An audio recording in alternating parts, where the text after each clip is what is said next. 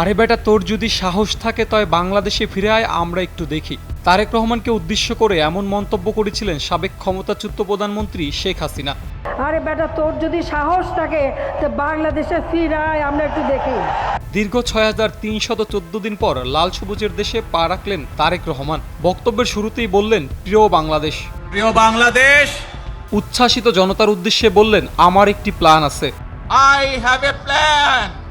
বাবা ছিলেন স্বাধীনতার ঘোষক, সাবেক সফল রাষ্ট্রপতি, মা ছিলেন 3 বারের সফল প্রধানমন্ত্রী। দলের সর্বোচ্চ নেতা হলেও বক্তব্যের কোথাও স্থান পায়নি বিন্দুমাত্র অহংকার, যা ছিল পুরোটাই যেন দু চোখের সামনে থাকা উপস্থিত জনতার কাছে দায়বদ্ধতা।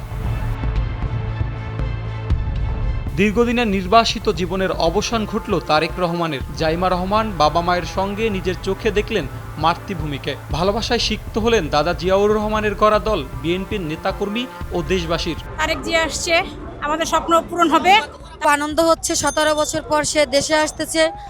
এই মনের ভাবটা প্রকাশ করা আসলেই যাবে না।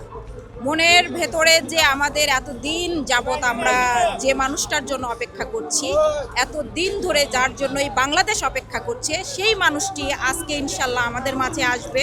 এই মাঠে 4 কোটি লোক হবে তারেক রহমানের আগমনের জন্য। আজকে ঈদের আনন্দ, ঈদের খুশি। সেটা দেশে আসতেছে, এতেই খুশি আমরা যে সে আসুক, আমাদের মাঝে আসে, আমাদের সাথে থেকে রাজনীতিতে হাল ধরুক। আর অপেক্ষা করছি আমাদের নেতা দেশনায়ক তারেক রহমান বাংলাদেশে আসছেন। সাইফুল ইসলাম, এনপিবি।